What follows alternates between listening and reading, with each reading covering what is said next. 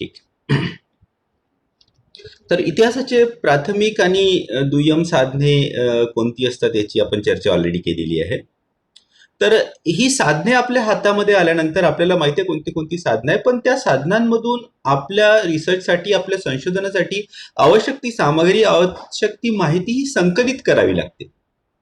साधने ही स्वतःहून आपल्याशी बोलत नाहीत, तर त्याला बोलती करावी लागतात. पुस्तक तिथे आहे, माझ्याकडे 100 पुस्तक आहे, पण एकही पुस्तक जर का मी वाचलेलं नाही तर त्या पुस्तकाचा काही उपयोग नाही. तर तसंच आपल्याजवळ साधने असतात, पण त्या साधनांमधून आपल्याला रिसर्चसाठी आवश्यक असणारी सामग्री ही आपल्याला संकलित करावी लागते. आणि या साधन सामग्रीचे वेगवेगळे प्रकार आहे, वेगवेगळ्या पद्धतीने आपण सामग्री संकलित करतो. तर त्याच्यापैकी महत्वाचे जे प्रकार जे आहे ते आपण बघू आहे. एक तर आहे नोट्स घेणे, एक आहे सर्वेक्षण, सर्वे करायला जाणे, निरीक्षण करणे. प्रश्नावलीची पद्धती, आपण कोणाला प्रश्न विचारू शकतो, असे व्यक्ती की ज्यांना ऐतिहासिक घटनांमध्ये ज्यांनी सहभाग घेतला. उदाहरणार्थ, जर का इंग्रजांच्या विरुद्ध जो संघर्ष भारतीय लोकांनी केला स्वातंत्र्यासाठी, त्या संघर्षामध्ये जर का कोणी भाग घेतलेला असेल, ते जर का आणखी जिवंत असतील तर अशा लोकांशी आपण मुलाखत घेऊ शकतो. किंवा मग त्याच्यानंतरचा कुठला रिसर्च एरिया, समजा आपल्याला मदर टेरेसाच्या कामाबद्दल किंवा बाबा आमटेंच्या कामाबद्दल जर का काही आपल्याला संशोधन करायचं असेल, तर मदर टेरेसा आणि बाबा आमटे यांच्यासोबत राहिलेले लोक, यांना पाहिलेले लोक हे आणखीनही जिवंत आहेत. अशा लोकांची आपण मदत घेऊ शकतो, त्यांना प्रश्न विचारू शकतो लिखित स्वरूपामध्ये. आणि या लिखित स्वरूपामध्ये प्रश्न न विचारता सरळ सरळ तोंडी प्रश्न विचारून तोंडी उत्तरं घेणं, यालाच आपण मुलाखत म्हणतो. त्या मुलाखतीच्या पद्धतीने ही सुद्धा एक महत्वाची पद्धत आहे, ज्याच्याकडून आपण साधन सामग्री, आपल्याला रिसर्चला आवश्यक असणारी सामग्री आपण जमा करतो. आणि त्याच्यानंतरचे जे आहे ते आहे इंटरनेट. इंटरनेटच्या माध्यमातून सुद्धा आपण बरीचशी माहिती आपल्या संशोधनासाठी ही जमा करू शकतो. पण नोट्स घेणं ही एक कला आहे.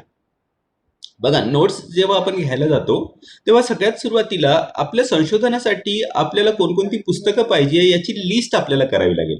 आणि काय होतं, समजा एखादं पुस्तक आपण वाचलं,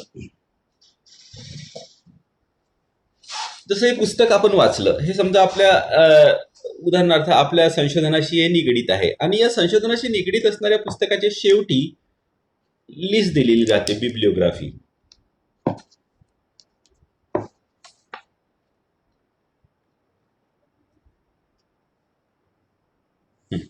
हे बघा, प्रत्येक चॅप्टरमध्ये या व्यक्तीने कोणकोणती पुस्तकं घेतली, कोणकोणत्या पुस्तकाचा उल्लेख केला, कोणकोणत्या पुस्तकातून त्यांनी माहिती संकलित केली, याची लिस्ट राहते. तर अशा एखाद्या दुय्यम साधनातून आपण काय करू शकतो, आपल्या संशोधनासाठी आवश्यक असणाऱ्या पुस्तकाची यादी तयार करू शकतो. आणि पुस्तकाची यादी ही नेहमी वाढत जाणारी पाहिजे. आपण समजा एक दुय्यम साधन वाचलं आणि त्याच्या शेवटी जी पुस्तकाची यादी दिलेली राहते, त्या यादीतून आपल्याला आवश्यक असणारी पुस्तकाची यादी आपण करून घेतली, मग आपण त्या यादीतलंच एखादं पुस्तक वाचतं, त्याच्या शेवटी परत दुसरी यादी राहते, ती यादी आपण चाळून पाहिली तर त्या यादीतली काही पुस्तकं ऑलरेडी आपल्या लिस्टमध्ये सुरुवातीपासून राहतात, पण काही पुस्तकं आपल्याला ऍड करावी लागते. तर अशी यादी आपली वाढत जाते. आणि या यादीचे सुद्धा 2 भाग करायला पाहिजे, प्राथमिक आणि दुय्यम साधने. आणि मग त्याच्यानंतर जाऊन लायब्ररीमध्ये जाऊन ही पुस्तकं शोधायची, ती पुस्तकं काढायची आणि मग ती पुस्तकं वाचायची.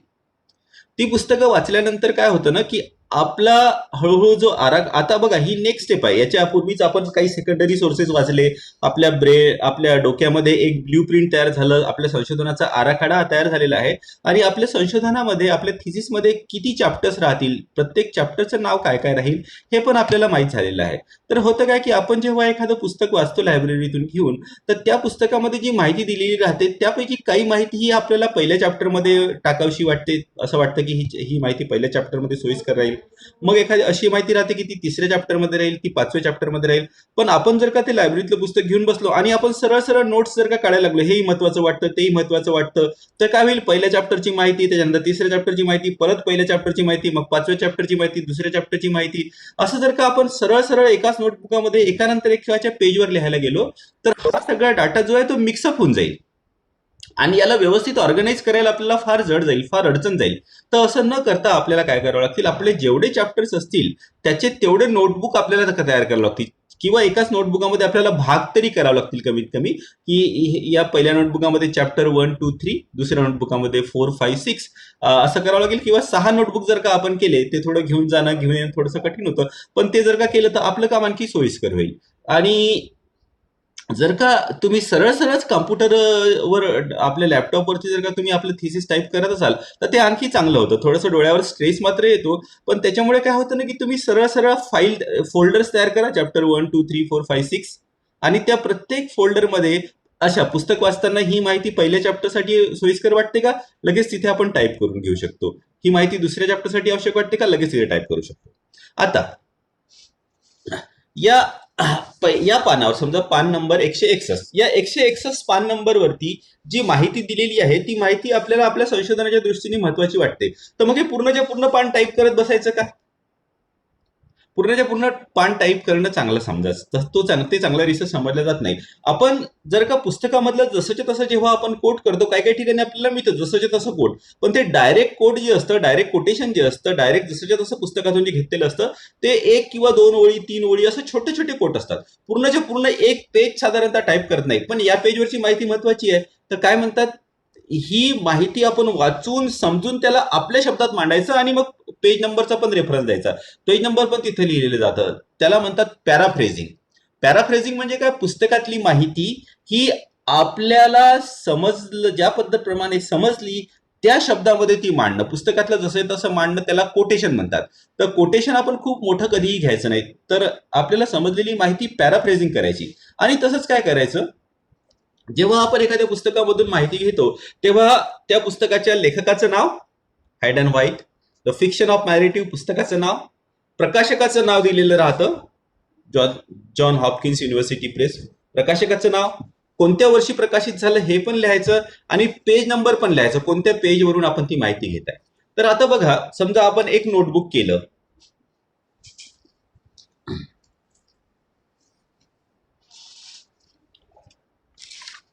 समजा हे नोटबुक मी केलं माझ्या नोटसाठी, पहिल्या चॅप्टरसाठी नोटबुक केलंय.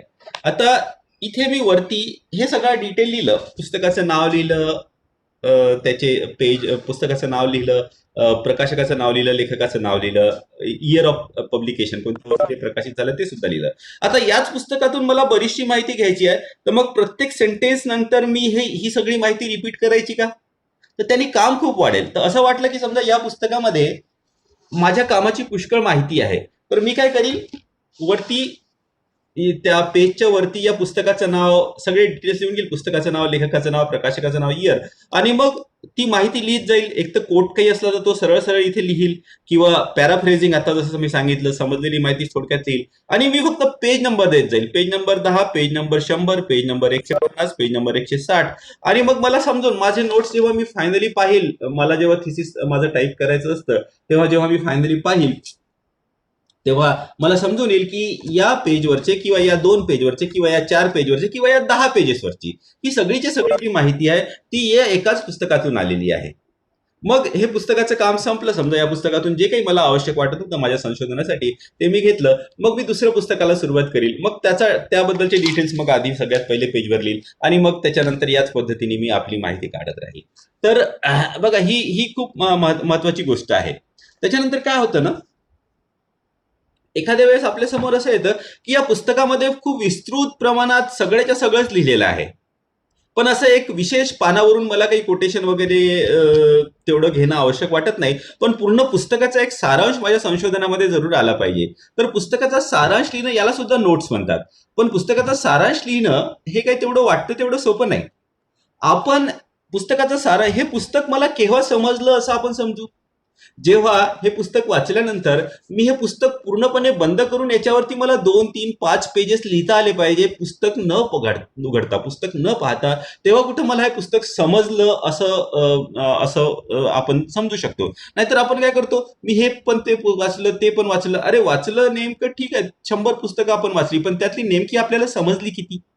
तर हे पुस्तक समजणं, आत्मसात करणं हे अत्यंत महत्वाचं आहे. आणि म्हणूनच समरी ऑफ बुक, पुस्तकाचा सारांश लिहिणं ही एक कला आहे. आणि आता सुद्धा मी जे सांगितलं, नोट्स काढणे, त्याला ऑर्गनाईज करणे, हे थिअरीमध्ये ठीक आहे, थिअरीमध्ये आपण ते फक्त समजू शकतो, पण हे सुद्धा एक कला आहे आणि कला कशी हळूहळू विकसित होत असते. संशोधन करणं म्हणजे मला जर का कोणी म्हटलं की हे बघा भाजी करायची आहे तर आधी तेल टाकायचं, मग काय म्हणतात त्याला कांदे वगैरे टाकायचे, ते थोडं गरम झालं की मग भाजी टाकायची, मसाला टाकायचा आणि मग ते झाकून ठेवायचे, शिजल्यावर मग ते काढायचं, असं म्हणून जर का मला किचन मध्ये पाठवलं आणि ते सगळं दिलं तर मला भाजी करता येईल का सांगा बरं तुम्ही? हो की नाही? यस, करता येईल की नाही? लिहा, चॅट मध्ये लिहा.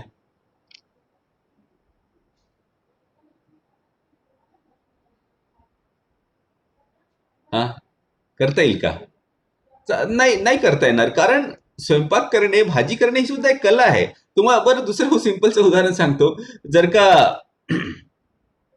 तुम्हाला सांगितलं की ही स्टिअरिंग आहे, हा गिअर आहे, असा गिअर चेंज करायचा, पहिला गिअर लावायचा क्लच दाबून इंजिन सुरू झाल्याबरोबर, मग दुसरा हळू, दुसरा तिसरा क्लच दाबून गिअर लावायचे, हे ब्रेक आहे, असं सांगून तुमच्या हातामध्ये गाडी पकडून दिली, तर तुम्ही गाडी आपण गाडी चालवू शकू का? कारण गाडी चालवणं ही सुद्धा एक कला आहे. तसंच रिसर्च, संशोधन करणं ही सुद्धा एक कला आहे आणि संशोधनामधला एक महत्वाचा भाग आहे नोट्स घेणे. तर व्यवस्थित नोट्स घेणे हे सुद्धा एक खूप महत्वाची कला आहे. सर्वसाधारणतः काय होतं ना, तुम्ही समजा पुढे तुमच्यापैकी कोणाला रिसर्च करायची आवश्यकता असेल, रिसर्च करायची इच्छा असेल, तर तुम्हाला समरी ऑफ बुक वगैरे लिहावं लागतं, कधी कधी कधी रिसर्च पेपर लिहावं लागतं आणि त्याच्यावरती लिमिटेशन असतात. रिसर्च पेपर 3000 वर्ड पेक्षा जास्त नसावा, 5000 वर्ड पेक्षा जास्त नसावा, असं प्रत्येक जर्नलचे लिमिटेशन असतात. या पुस्तकाची समरी तुम्हाला 1000 शब्दामध्ये फक्त लिहायची आहे. तर बरेचदा मग आपण जेव्हा नवीन असतो, आपल्याला अनुभव नसतो, तेव्हा मग प्रश्न येतो, अरे बापरे, इतकं मोठं पुस्तक लिहा तर खूप महत्वाची माहिती आहे, 1000 शब्दात तर माझं जमणार नाही. तर एडिटर आपल्याला सांगतात, नाही नाही, जमतं, 1000 शब्दातच तुम्हाला लिहायची आहे. आणि मग त्याला प्रॅक्टिस करावी लागते. होऊ शकते आपण जेव्हा पहिल्यांदा समरी याची लिहू, ती 40,000 शब्दाची होईल, मग ती 40,000 शब्दाची समरी वाचायची, त्याला काट छाट करत, कमी करत करत करत 20,000वर आणायची, 20,000ची 10 आणि 10,000ची शेवटी 1,000वर, असं करून 1000 शब्दाची समरीमध्ये या पुस्तकामधलं समर्पक ज्ञान थोडक्यामध्ये आपल्याला सांगता आलं पाहिजे. रिसर्च पेपर लिहिताना सुद्धा मोठे मोठे रिसर्च पेपर लिहून त्याला काटछाट करत छोटं छोटं करत आणतात, त्याला म्हणतात समरायझिंग, म्हणजे काय, पुस्तकाचा सारांश लिहिणं. तर हे नोट्स घेणं हे सुद्धा एक महत्वाचं असतं आणि नोट्स घेण्याचं त्याचा उपयोग आपल्याला प्रत्येक प्रकारच्या रिसर्चमध्ये होतो. नोट्स घेणे हा प्रकार जर का समजला असेल तर आता आपण पुढच्या प्रकाराकडे वळू.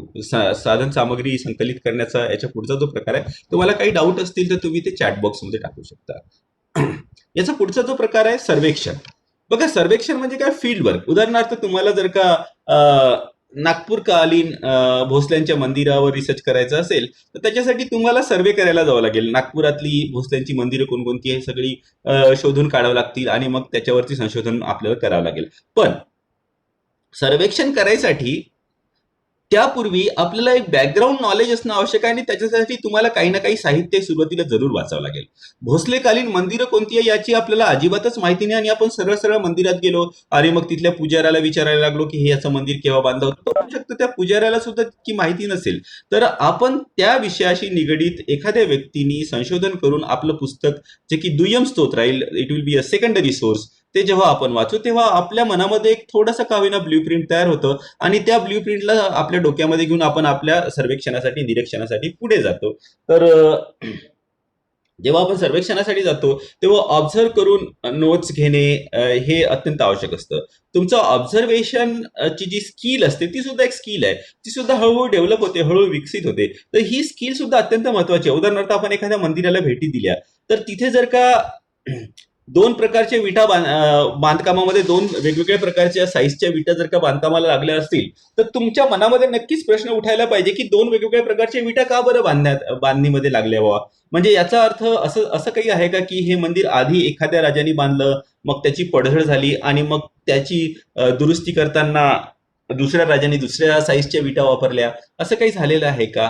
तर हे हे सगळं आपल्याला या आपल्या ऑब्झर्वेशन मध्ये आलं पाहिजे. नाहीतर आपलं ऑब्झर्वेशन हे वरवरचंच होईल. तर ऑब्झर्वेशन घेणं हे अत्यंत महत्वाचं असतं. तसंच मंदिरामध्ये किंवा ज्या ठिकाणी आपण जातो असं होऊ शकतं की मंदिरामध्ये किंवा जुन्या काळी शहाजहानच्या काळामध्ये बांधलेल्या ज्या मस्जिद आहे, त्या मस्जिदीमध्ये किंवा मंदिरामध्ये आता सुद्धा प्रार्थनेला लोक जातात.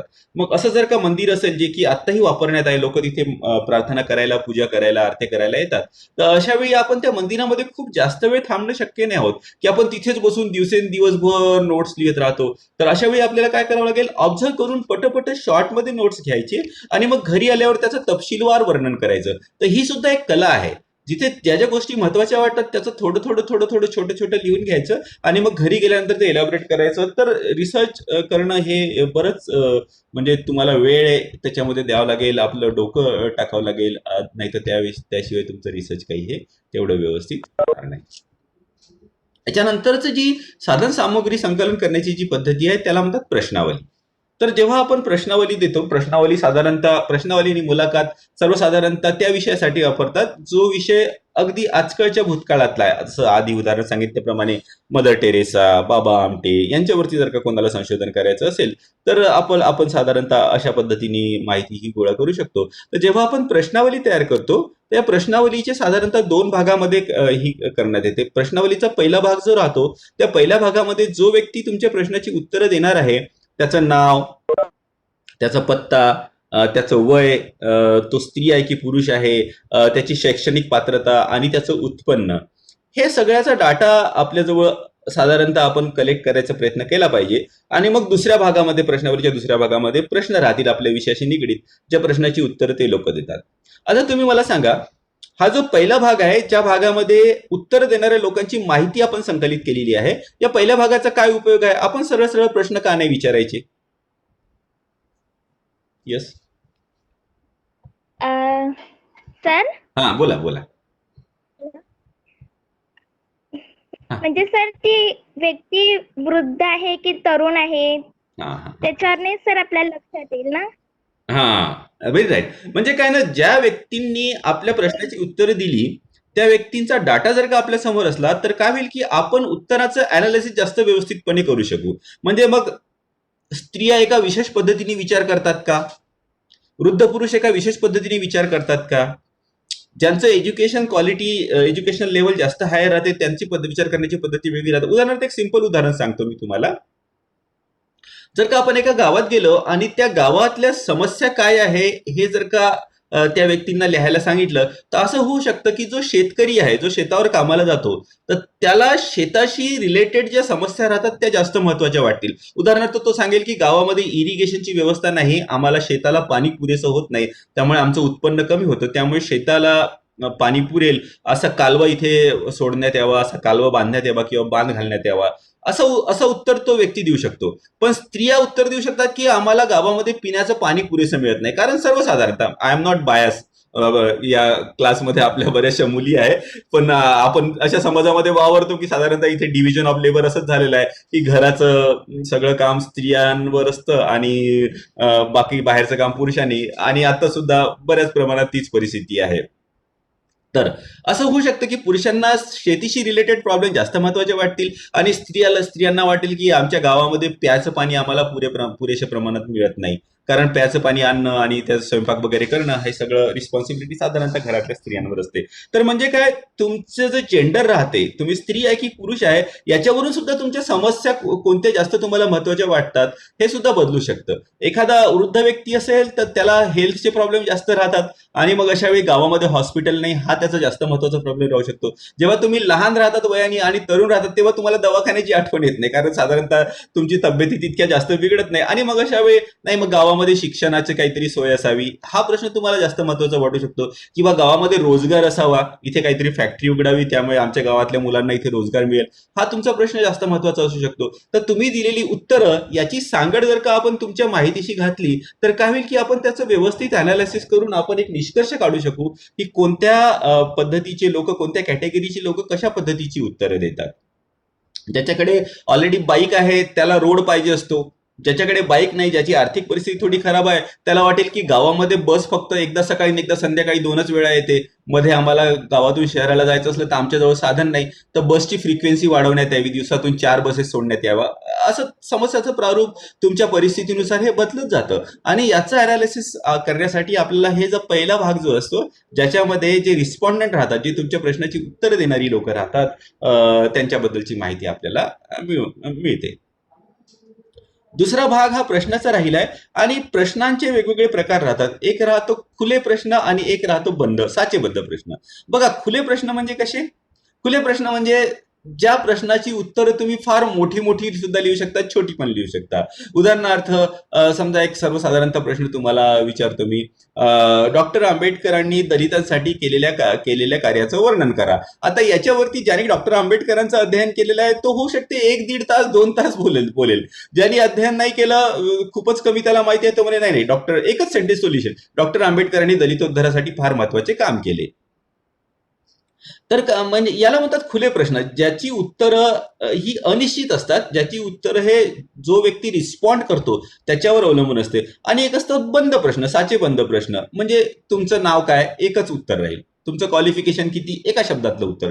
तुमचं दरवर्षाचं इन्कम किती, एका शब्दातलं उत्तर. तर असे म्हणतात साचेबद्ध प्रश्न. तर आपल्या संशोधनाच्या विषयावर हे अवलंबून असतं की आपण कशा प्रकारचे प्रश्न आपल्या प्रश्नावलीमध्ये ठेवू. तर प्रश्नावलीसाठी ज्या लोकांना आपल्याला ही प्रश्नावली द्यायची आहे त्यांची योग्य त्या व्यक्तीची निवड करणे सुद्धा आवश्यक असतं. बरं, आपल्याला सध्याच्या शैक्षणिक नीतीवर जर का संशोधन करायचं असलं आणि आपण जर का गावामध्ये गेलो जिथे शिक्षणाचा प्रसार फारच कमी आहे, तर आपल्याला व्यवस्थित उत्तरं मिळणार नाही. आपल्याला विद्यापीठाशी रिलेटेड काहीतरी लोकांना, प्राध्यापकांना किंवा जे रिसर्च स्कॉलर आहे अशा लोकांना शोधावं लागेल, त्यांना ही प्रश्नावली द्यावं लागेल. तेव्हा कुठे आपल्याला सरकारच्या शिक्षण नीतीवर योग्य ती माहिती मिळेल. जर का आपल्याला शेतीमधल्या ऍग्रिकल्चरची समस्या समजावून घ्यायची असेल तर आपल्याला शेतीशी रिलेटेड लोकांशी संपर्क साधावा लागेल. तर योग्य त्या व्यक्तीची निवड करणं हे प्रश्नावलीसाठी अत्यंत आवश्यक असतं. प्रश्न हे तुमचे स्पष्ट असावे, त्याच्यामध्ये काही अँबिग्विटी, काही त्याच्यामध्ये ज्याला अनिश्चितता ही नसावी. आणि ह्या प्रश्नावलीची जी पद्धत आहे त्याच्यामध्ये मर्यादा असू शकतात.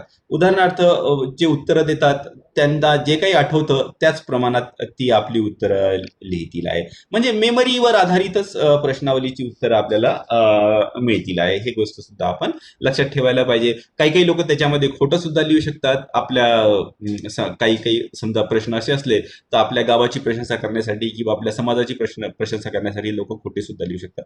ते सुद्धा आपल्याला लक्षात घ्यावं लागेल. तसंच पहिल्या भागामध्ये ज्या ठिकाणी लोकांना नावं आणि आपलं सगळं माहिती द्यायची आहे, तर समजा एखादा खूप सेन्सिटिव्ह विषय असला, उदाहरणार्थ राजनीती, इलेक्शन झालं, इलेक्शनचं अनालिसिस करायचं आहे, तर कोणत्या पार्टीला तुम्ही मत दिलं किंवा कोणती पार्टी तुमच्या मतानुसार चांगलं काम करते, अशा पद्धतीचं जर का काही सर्वेक्षण असलं, अशा पद्धतीचं जर का काही माहिती गोळा करायची असली, तशा वेळी लोकांना थोडी भीती वाटते आपलं नाव सांगायला. तशा वेळेस त्यांना प्रेशराईज करू नये, त्यांना ऑप्शन असावा. जसं नाव, त्याच्या पुढे आपण कंसामध्ये लिहायचं की हा ऑप्शनल आहे, तुम्हाला नाव लिहायचं असेल तर लिहा, नाहीतर नाव नाही लिहिलं तरी चालेल, बाकीची माहिती मात्र तुम्ही द्या. तुम्ही स्त्री आहे की पुरुष आहे, इन्कम, एज्युकेशन वगैरे वगैरे. तर अशा पद्धतीने आपल्याला हे प्रश्नावलीच्या माध्यमातून सामग्री संकलन हे करावं लागतं. त्याच्यानंतरचा पुढचा जी पद्धत आहे ती मुलाखत. प्रश्नावली ज्याप्रमाणे लिखित असते, मुलाखती त्याच प्रमाणात ही वर्बल असते.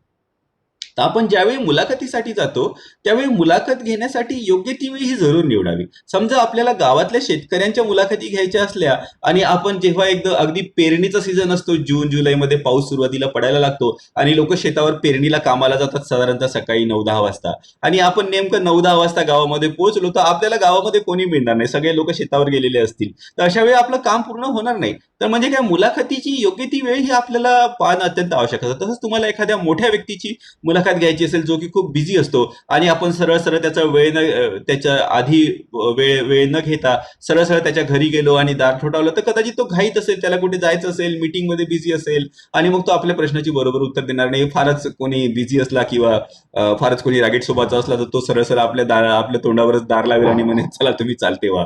तर असं आपण अवॉइड करायला पाहिजे. आपण दॅट इज वेअर स्किल, इथे ही स्किल ही महत्वाची असते. ही सुद्धा एक कला आहे लोकांकडून माहिती काढणं. तुम्हाला पण जे अनुभव आले असेल ना, काही काही लोक किती गोड बोलतात, आपल्या घरी आले की फार गोड बोलून बरोबर आपल्याकडनं माहिती काढून घेतात. अशा लोकांशी लोक बोलायला पण तयार होत नाही. नाही, हा व्यक्ती खूप चांगला बोलतो, सभ्यतेने बोलतो, बरोबर आपलं पण ऐकून घेतो. काही काही लोक दुसऱ्याच ऐकूनच घेत नाही. आपण रिसर्च करायला गेलो आणि आपण आपलंच सांगायला लागलो समोरच्या व्यक्तीला, तर त्याला ते पण आपलं काही फायद्याचं नाही. आपण शेवटी सांगणार काय, जे आपल्याला ऑलरेडी माहिती आहे. आपला उद्देश असावा समोरच्या व्यक्तीकडनं जास्तीत जास्त माहिती ही कशी काढता येईल.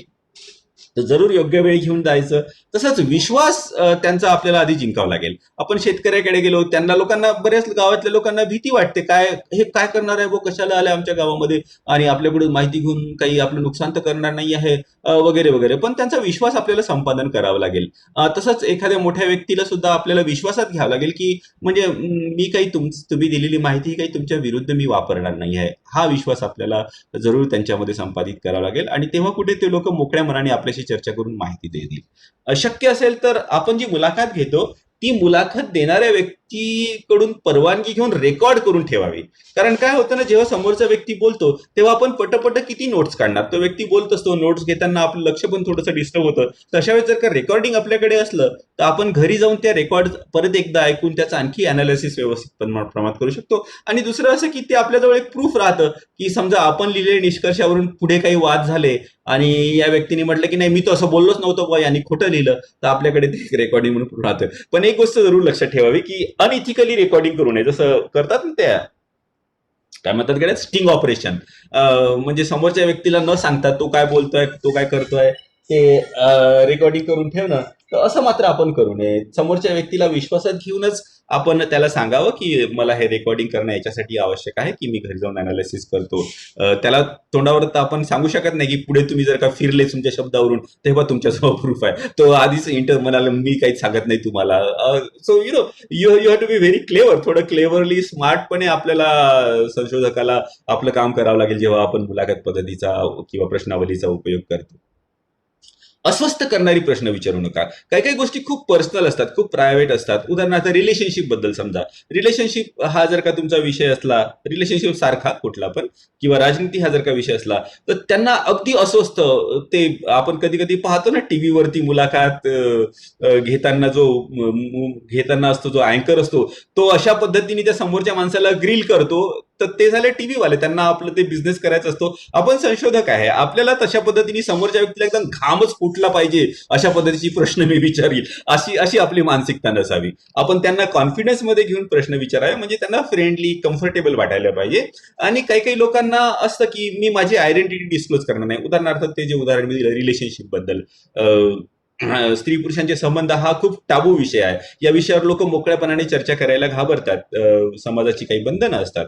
तर अशा वेळी मग आपण ते you you have to be bit careful. त्यांना कॉन्फिडन्स मध्ये घ्यावं लागेल, की ठीक आहे, तुमची आयडेंटिटी मी डिस्क्लोज करणार नाही. तसंच you have to be careful in creating a situation. For example, जर का एखाद्या पर्सनल रिलेशनशिप बद्दल तुम्ही एखादं संशोधन करत आहात, तुम्ही जर का पुरुष आहात आणि तुम्ही एखाद्या स्त्रीला जाऊन प्रश्न विचारले, तर तिथे मर्यादा येतात. तुम्ही काही काही प्रश्न विचारू शकत नाही आणि तसंच ती पण तेवढी कम्फर्टेबल फील करणार नाही. तर अशा वेळी काय करायचं, तुमच्या ग्रुपमध्ये, तुमच्या फ्रेंडली सर्कलमध्ये जर का एखादी मुलगी किंवा एखादी लेडीज असली, तर मग तिच्या माध्यमातून तुम्ही ही प्रश्नावली, ही ही इंटरव्ह्यू तुम्ही कॉन्टॅक्ट करू शकता आणि मग ती माहिती तुम्हाला तुमच्यापर्यंत पोहोचू शकते.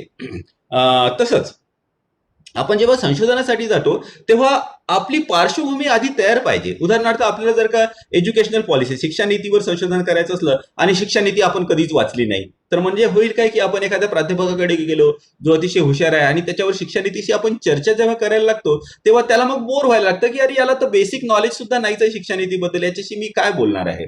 आपल्याला समजा बिझनेस हिस्ट्री हा जर का आपला रिसर्च एरिया असला, जो की आजकाल खूप इमर्जिंग, खूप इंटरेस्टिंग विषय होत आहे, आणि आपण समजा टाटाच्या रिसर्च आपल्याला करायचं असलं, तर टाटा कंपनी केव्हा स्थापन झाली, कोणी स्थापन केली, या सगळ्या इन्फॉर्मेशन ह्या सहज उपलब्ध आहे इंटरनेटवरती. आणि याच्यावरती पुस्तकं आहेत, तर आपण जर का ती पुस्तकं आधीच वाचली, तर ते इंटरनेटवरून माहिती आधीच काढून घेतली आणि मग नंतर आपण रतन टाटाची मुलाखत घ्यायला गेलो त्यांचा वेळ घेऊन, तर तिथे आपण बोलताना हा प्रश्न जर का विचारला, सुरुवातीला आपल्याला काहीच माहिती नसलं, आपण विचारू टाटा कंपनीची सुरुवात केव्हा झाली होती, तर त्याला त्या गोष्टीची चीड येईल, की अरे ही जी माहिती आहे, टाटा कंपनी आजपासून 150 वर्षापूर्वी सुरू झाली, ही माहिती सरळ सरळ इंटरनेटवर आहे, आणि जी माहिती सरळ इंटरनेटवर अवेलेबल आहे त्या माहितीसाठी हा व्यक्ती माझा वेळ घालवतोय, तो he is a very busy person. त्याचा वेळ खूप महत्वाचा असतो. याउलट आपण जर का विचारलं की हा सर, टाटा कंपनी तर आजपासून 150 वर्षापूर्वी या व्यक्तीने सुरू केली होती, त्या व्यक्तीबद्दल तुमच्या काही मेमरीज आहे का ज्या तुमच्यापर्यंत पोहोचल्या का, तर त्याला पण कॉन्फिडन्स वाटेल, अरे नाही बा, आपल्या कंपनीबद्दल याला आधीपासूनच माहिती आहे. आणि मग तो त्याच्या पुढची जी महत्वाची माहिती आहे, जी आपल्या संशोधनासाठी जास्त महत्वाची आहे, अशी माहिती तो द्यावा लागेल. तर ही पार्श्वभूमी तयार करून बॅकग्राऊंड नॉलेज ज्याला म्हणतात ना, बॅकग्राऊंड नॉलेज हे आपल्याला असणं अत्यंत आवश्यक असतं. मुलाखतीमध्ये सुद्धा मुक्त मुलाखत, संरचित मुलाखत असतात. जसं संरचित प्रश्न आणि ओपन एंडेड क्वेश्चन, खुले प्रश्न आपण प्रश्नावलीमध्ये पाहिले, तसंच मुक्त मुलाखत म्हणजे काय, एखादा प्रश्न विचारायचा आणि त्या व्यक्तीला बोलू द्यायचं. उदाहरणार्थ तेच उदाहरण मी परत सांगतो, डॉक्टर आंबेडकरांनी दलित उद्धारासाठी केलेल्या कार्य याच्याबद्दल आपलं मत सांगा, असा एक प्रश्न आपण सोडून दिला की त्या व्यक्तीला आंबेडकरांबद्दल जर का माहिती असेल, त्यांनी अध्ययन केलं असेल आंबेडकरी साहित्याचं, तर तो आंबेडकरांवर बरंच काही बोलू शकतो. संरचित मुलाखत म्हणजे ती थोडक्यात असते, सर तुम्ही विद्यापीठामध्ये कधी जॉईन झाले, एक शॉर्ट मध्ये तो सांगेल, 2013, 2021, 22, जे जे काही असेल ते, आपलं शिक्षण कुठे झालं, आपला जन्म कुठे झाला. तर अशी जर का संरचित मुलाखत सुद्धा असू शकते. तर संरचित मुलाखतीमध्ये साधारणतः काय करतात ना, आधीच ती प्रश्न, इंटरव्ह्यू घ्यायच्या आधीच, एखाद्या मोठ्या व्यक्तीचा इंटरव्ह्यू असेल तर ती प्रश्न आधीच त्याच्याकडे दिलेली असतात, म्हणजे मग तो वेल प्रिपेअर्ड येतो. त्याचा पण वेळ जात नाही, आपला पण वेळ जात नाही. तुम्ही किती पुस्तकं लिहिलेली आहे, कोणत्या पुस्तकासाठी तुम्हाला काय काय प्रेरणा झाल्या, या सगळ्या गोष्टी जर का आपण आधीच प्रश्नावली त्यांना देऊन ठेवली आणि मग मुलाखत घेतली, तर काय होईल की कमी वेळामध्ये आपल्याला जास्तीत जास्त माहिती मिळू शकेल, कारण त्या व्यक्तीला आधीच क्वेश्चन, समोरचा व्यक्ती काय विचारणार आहे याच्याबद्दलची माहिती असते. तसंच इथे सुद्धा आपल्याला योग्य ते रिस्पॉन्डंट निवडणं आवश्यक असतं. आपल्याला तेच अगेन, शिक्षा पद्धतीवर जर का अध्ययन करायचं असलं, तर आपण अशिक्षित लोकांमध्ये जाऊन जर का प्रश्न विचारायला लागलो, तर it will be wastage of time. आपल्याला योग्य त्या व्यक्तीची निवड करावी लागेल. आणि या मुलाखतीच्या प्रश्नाला सुद्धा काही मर्यादा आहे. केवळ अगदी अलीकडेच झालेल्या घटना त्याच्याबद्दलच आपण मुलाखत घेऊ शकतो. फार भूतकाळातली एखादी घटना असेल तर त्याच्याबद्दल आपण मुलाखत घेऊ शकत नाही. मुलाखत देणारे लोक हे पक्षपाती असू शकतात, एखाद्या विशेष विचारसरणीशी त्यांची म्हणजे अटॅचमेंट असू शकते, आणि मग अशा वेळी सुद्धा व्यवस्थित माहिती ही मिळू शकत नाही. तर हे झालं मुलाखतीबद्दल. आता याच्यानंतर ची जी पद्धत आहे ती इंटरनेट, जी की आजकाल आपण खूप सर्रास वापरतो. तर पण इंटरनेट मधली ज्या इंटरनेटवरून, ज्या वेबसाईटवरून आपण माहिती कलेक्ट करतो, ती माहिती ऑथेंटिक असावी. उदाहरणार्थ विकिपीडियाचं उदाहरण घ्या. विकिपीडियामध्ये कोणी पण काही ऍडिशन, सबस्ट्रॅक्शन करू शकतं. तर विकिपीडिया आपण वाचू शकतो, वाचण्याला काही हरकत नाही, as a kind of pointer. पण विकिपीडियाची माहिती आपण आपल्या संशोधनामध्ये विकिपीडिया कोट करू शकत नाही की ही माहिती मी विकिपीडियावरून घेतली आहे, त्याला ऑथेंटिक मानलं जाणार नाही. तर आपल्याला माहिती ही एका ऑथेंटिक, विश्वसनीय वेबसाईटवरून घ्यावं लागेल. आणि सर्वसाधारणतः रिसर्च पेपर, रिसर्च आर्टिकल जे असतात ते सर्वसाधारणतः पीडीएफ फॉर्मॅटमध्ये असतात. तर पीडीएफ फॉर्मॅट किंवा एखाद्याची वेबसाईट असते जिथे आपण हे वाचू शकतो, पण ती माहिती आपण डाउनलोड करू शकत नाही. ती माहिती जर का आपल्याला घ्यायची असेल, पीडीएफ घ्यायचं असेल, तर आपण कोणत्या वेबसाईटवरून माहिती घेतली त्या वेबसाईट ऍड्रेस जरूर लिहावा. तसंच तारीख सुद्धा लिहावी, कारण वेबसाईट लोक मेंटेन करतात, पर्सनल वेबसाईट असते, त्याच्यामधली इन्फॉर्मेशन लोक चेंज करू शकतात. ब्लॉग असतात लोकांचे, त्याच्यावरती लोक आपले रिसर्च पेपर टाकतात आणि मग ते संशोधन मागे पुढे त्याच्यामध्ये बदलाव होऊ शकते. तर अशा वेळी आपण एका तारखेला, आजची तारीख जसे 9 मार्चला आहे, 9 मार्चला मी इन्फॉर्मेशन या वेबसाईटवरून घेतली, असं आपल्या संशोधनामध्ये आपण नमूद करावं लागतं जेव्हा आपण वेबसाईटमधली माहिती वापरतो. कारण 9 तारखेनंतर त्याच्यामध्ये चेंजेस होऊ शकतात. तर जर का चेंजेस झाले आणि कोणी व्हेरीफाय केलं, तर त्याला वाटेल की अरे यांनी जी माहिती लिहिली ती इथे नाही आहे, हा तर काही औरच लिहितोय, आणि ही जी माहिती आहे वेबसाईटवरची ही तर काही अर्ज सांगते. मग त्याला ते लक्षात येईल की this information was change on 10th, 10 तारखेला याच्यामध्ये काही मॉडिफिकेशन करण्यात आलं आहे आणि या व्यक्तीने 9 तारखेलाच, 9 मार्चलाच ही माहिती घेतलेली आहे. तर ह्या सगळ्या सामग्री संकलनाच्या वेगवेगळ्या पद्धती झाल्या. आणि एकच पद्धतीचा वापर करून आपण संशोधन करावं असं सुद्धा अपेक्षित नसतं. तर या सगळ्या वेगवेगळ्या पद्धतीचं अध्ययन करून, वेगवेगळ्या पद्धतीचा उपयोग करून आपल्याला आपलं संशोधन हे करावं लागतं. आणि त्याच्यामध्ये नोट्स घेणं, जी पहिली पद्धतीची चर्चा जी आपण केली, ती अत्यंत महत्वाची आहे. त्याचा उपयोग सर्वसाधारणतः सगळीकडेच करावा लागतो, सगळ्याच प्रकारच्या संशोधनामध्ये. तर हे साधन सामग्री चे जे वेगवेगळ्या पद्धती होत्या, त्या आता इथे संपल्या. या व्यतिरिक्त तुमचे काही क्वेश्चन